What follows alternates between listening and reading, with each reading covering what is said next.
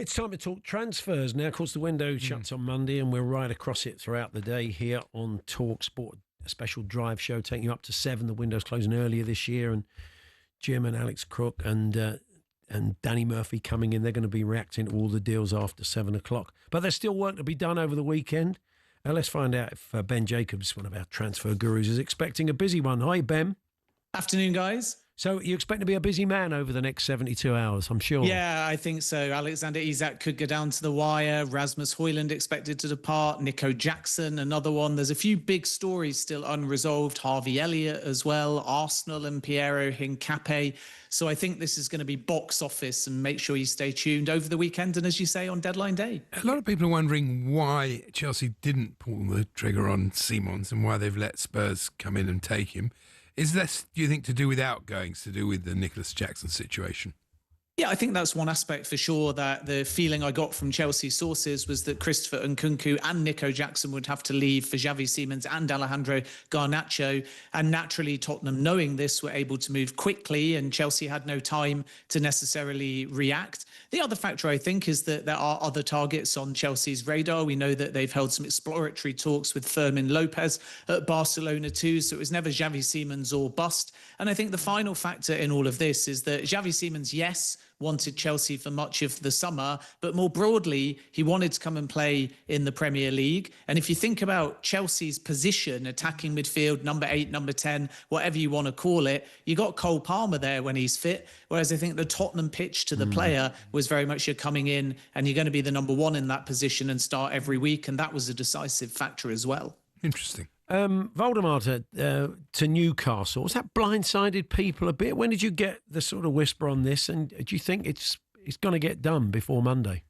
Yeah, absolutely. I mean, the player's already there formalising the move. There's a full club-to-club agreement. It's 75 million euros and 5 million in add-ons. And we got wind of this in the last 24, 48 hours. But Newcastle sent a secret delegation, as secret as you can during a transfer window, to Germany. They tried for him earlier in the window. Bayern then had a few bids rejected. But Newcastle have gone big. They've paid a club record fee. And the feeling is that officially, the first one in, regardless of profile, is a replacement for Callum Wilson. But practically, this is a big money signing who expects to start every week. And his profile is far more similar to Alexander Isak than it is to Callum Wilson. So, of course, Newcastle, we have to respect the position, may say one more attacker, and then we'll do business with Liverpool for Alexander Isak. But if you look at the profile, this is basically an Alexander Isak replacement. And that's why I would imagine that Liverpool takes some encouragement from this. But regarding Isak, if the asking price is 150 or maybe even 130,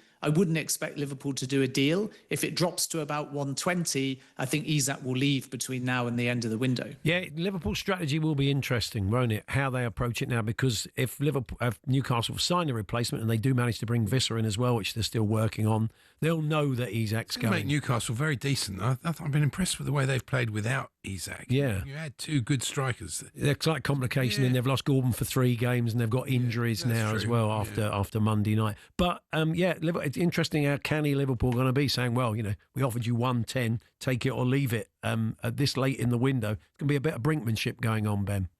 Yeah, exactly. I think Liverpool indicated 120. They bid 110. It was a fixed fee. Let's see whether they go back to their first bid and effectively say it's on the table if they go up to the 120. But first and foremost, there has to be a pathway to a deal. And if Newcastle insist 1 or 2 attackers come in and it's 150, there won't be a deal to be had. And Liverpool are going to be busy because Harvey Elliott could go if Alexander Isak arrives. Leipzig are interested. Liverpool value the player about 40 million. Mark Guéhi to Liverpool is still a possibility between now and the end of the window as well. But really, at the end of this long and complicated and political saga, we'll find out one key point. Is the asking price actually 150 million? If Newcastle are genuine in that position, Isak will stay. If Newcastle actually are prepared to do business closer to 120 million, Newcastle will go, and we'll obviously get the answer to that over the weekend or by deadline day. Yeah.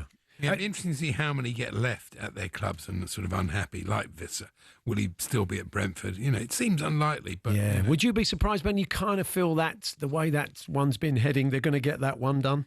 Yeah, I think so. Brentford are looking at attackers, so that's a clue. And much like Newcastle, if they find a forward, then it unlocks the door for Johan Wissa to leave. And like I said before, actually, Voltemada is an Isak replacement, but Newcastle will always say it's a Wilson one. But profile-wise, Wissa is the Wilson replacement. And that's why Strand Larsen is off, because Wolves are not prepared to sell, but his profile is far too similar to that of both Voltemada or Isak should he end up staying at the club. So I think Wissa stands a good chance to Newcastle, 40 to 45 million, depending on how easy the add-ons are to get. But first and foremost, the same as Newcastle are doing, Brentford need a replacement. And it's tough for Newcastle because they can't go to Brentford, you're frustrating us, you're being unfair, because Brentford will turn around and say, well, you're doing exactly the same thing to Liverpool.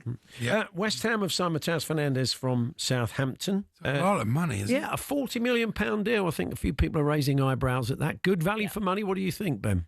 Yeah, I think they just have urgency, don't they? And there'll still be more through the door, in my opinion. There's some suggestion this morning that even though Leeds are in advanced talks for a loan for Facundo Buonanotte at Brighton, West Ham might be considering adding another attacking midfielder. Fernandes has come in, 38 million fixed, 3 million in add-ons. And at this stage of the window, West Ham just have to spend all of, if not more of, their money that they brought in for Mohamed Kudus, because Graham Potter needs legs. He needs strength in the centre of the park. He needs athleticism. So there's urgency from the perspective of West Ham United. And as a result, I do expect a few more to come through the door between now and the end of the window. Talking of Leeds, I wouldn't be at all surprised if Manor Solomon heads off there, whether that's on loan or on a permanent from Spurs. I think they've been sort of missing his input goals and assists so far. He did very well from last season. And Simon's coming in, someone who can sort of play off the left and centrally, on top of Tell, on top of Odebear, on top of Johnson, who's playing there. He's not going to see a lot of game time, is he? No, exactly. And I think for Manor Solomon, we know Leeds have had the long-standing interest. Patrick Bamford had his contract terminated, and as a consequence, Leeds might be in the market for another attacker. My understanding at the moment is they're putting all of their eggs in the Buonanotte basket, but that will only be a loan. Let's see whether they win that race, with West Ham potentially making a bid as well. And then I think for Solomon, if he doesn't get Leeds United, there might be a consideration to drop back down into the Championship. And I'm told that Leicester City, who lost Jamie Vardy, are another one of the interested clubs. Just a quick one on Garnacho. That seems pretty close to getting done. I mean, it's been bubbling along for a while now, hasn't it? Yeah, exactly. £40 million, 10 million sell on as well. And that deal is expected to be formalised in the next 24 to 48 hours, 7-year contract. And it's a fee, basically, with both clubs just meeting in the middle halfway. Manchester United wanted 50 million, and obviously Chelsea started around 25 or 30 million. They've ended up deciding 40 million is fair for all parties. It's a good fee and a good signing for Chelsea, but it's one that also suits Manchester United because Garnacho wanted out. Absolutely. I just want to ask you one quick question. You may not be able to answer this. We hear a lot, don't we? Loan with obligation to buy.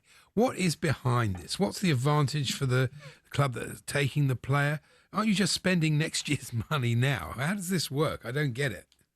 Well, I think when you have a loan with an obligation, although that's not the case, obviously, with Garnacho, which is a straight fee of 40 million, but loan with obligation can mean that you delay your outlay onto the financial year, and it can suit all parties because actually buyer and seller can do different things. So if it's an obligation and it's not conditional, the club that are selling can say, we're still going to put it on this financial year because we're guaranteed contractually that money, but the club doing the loan has the ability to delay it until the following financial year. So it's a creative way of suiting both buyer and seller, and giving one the option to put it on this financial year if they need the money, and the other the ability to defer or delay the payment. And that can obviously help with PSR headroom.